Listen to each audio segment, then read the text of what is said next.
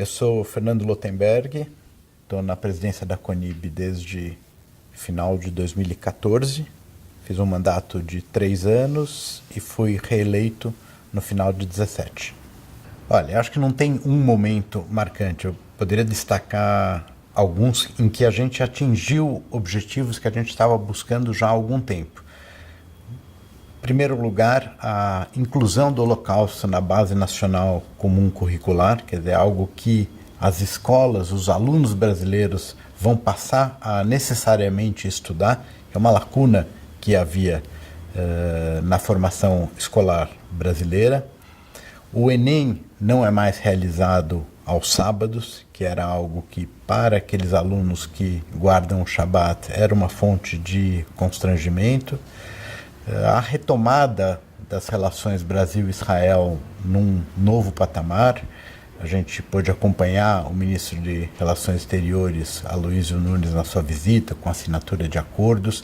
Enfim, a aprovação da lei antiterrorismo, que trouxe mais segurança para a nossa comunidade. Enfim, alguns marcos que me deixam bastante satisfeito com o nosso trabalho e com os resultados alcançados. Eu acho que faz parte, os americanos falam comes with the job, né? É esperado que haja, nós temos uma comunidade muito vocal, né? As pessoas têm opiniões sobre o que deve ser feito, não são só a brincadeira popular diz que o Brasil tem 200 milhões de técnicos de futebol, provavelmente a gente tem 120 mil presidentes da CONIB, né, que acham que deve ser feito, que não deve ser feito, porque está errado e poderia ser feito de outro jeito, e melhor, ou menos, ou mais. Então, você tem um permanente estado de atenção, o que é bom para a liderança, que te obriga a ficar atento ao que acontece na Rua Judaica. Do ponto de vista institucional, eu acredito que tenha sido a recusa do Brasil a aceitar a indicação de um embaixador nomeado por Israel, né?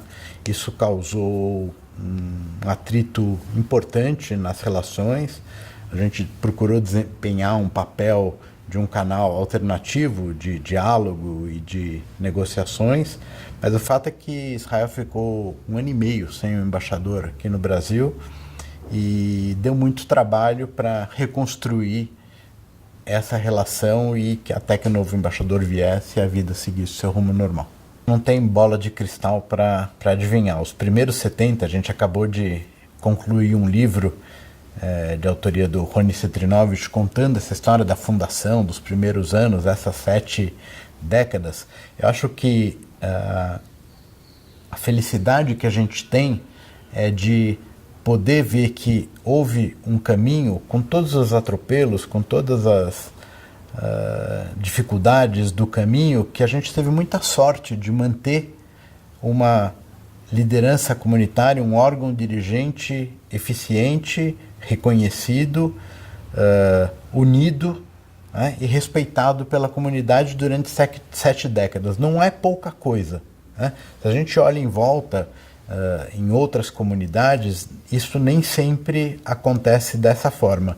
Então, o que eu posso desejar para as próximas 7 décadas é que os novos dirigentes da CONIB continuem atentos à sua base, saber o que acontece na Rua Judaica, estar respondendo às demandas que lhes são colocadas e manter a sua linha estratégica básica.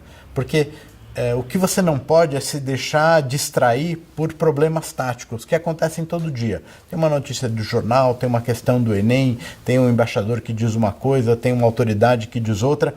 Isso faz parte também da nossa atividade, a comunidade quer que a gente esteja presente nessas questões, mas você tem que manter a linha estratégica de longo prazo. Qual é?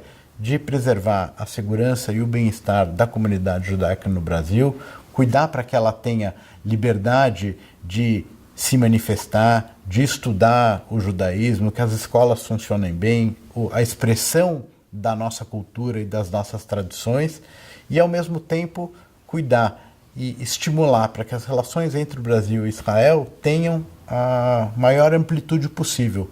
Isso não é algo que vem em substituição ao papel que as embaixadas têm, mas é complementar. E a gente tem canais de relacionamento e de dinamização dessas relações que fazem bem para a própria comunidade. Quanto melhor o Brasil estiver com Israel, é melhor para os judeus do Brasil.